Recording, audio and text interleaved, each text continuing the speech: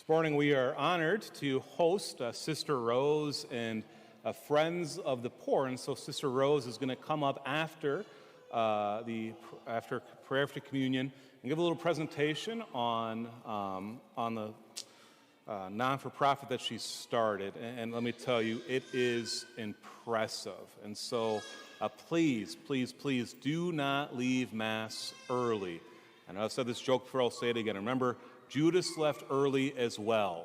Don't be like Judas, okay? And because of that, I'll make the homily a little shorter. And by the way, I hope that you can hear me a little better this week. I don't know if you noticed or not, but we have, when I was gone this past week on vacation, we've installed speakers on the side as well. This church is very, very hard for acoustics. We want to have good dictation. We also want to be able to hear the organ and that sound bouncing off.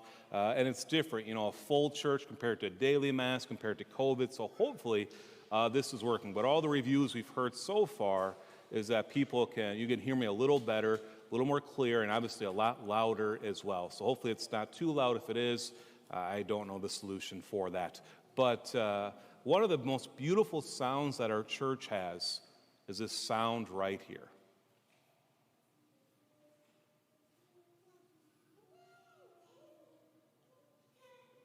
Do you hear it? The sound of silence. It's a little awkward sometimes, isn't it? Just to be silent.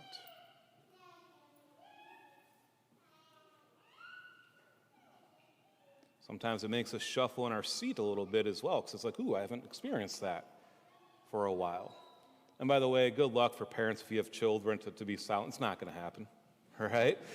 We know that, but that's because children want to always express what they're feeling. And so even as we take a couple moments of silence here and there, if the children are making noise, let them make noise, right? What does Jesus say? Let the children come to me. But leave our world, though, we need those times of silence. We need those times where we can just be still. I think it's Psalm 46, right? Be still and know that I am God. And the way we can experience that the most profound way are those times of silence. Today in our gospel, we have Jesus who has the apostles come back to him. Remember, they're out there, they're ministering, and they come back and they reported all they had done and taught.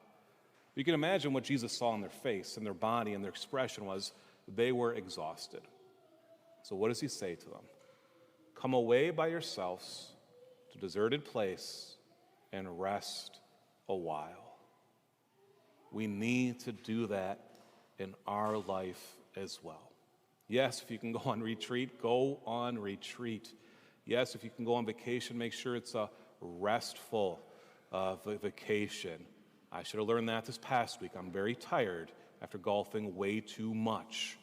But with this as well, there were certain opportunities on that vacation where I was able just to rest, to turn my phone off, to turn the email off for a week. And all of a sudden there's that peace that comes. But even in our daily life as well, every day, just to take a couple minutes of sitting in silence. You can do this before you even go to pray. Right? Not that you can't be silent and pray, I hope you are, but just to have our mind shut off and just to sit there and to rest. And once again, this is what our world needs. This is what we need, because in that time then, what's going to happen is God's going to pierce our soul. He can't talk to us if we're always going constantly. Instead, we just got to sit there. When he speaks, he speaks. Be still and know that I am God.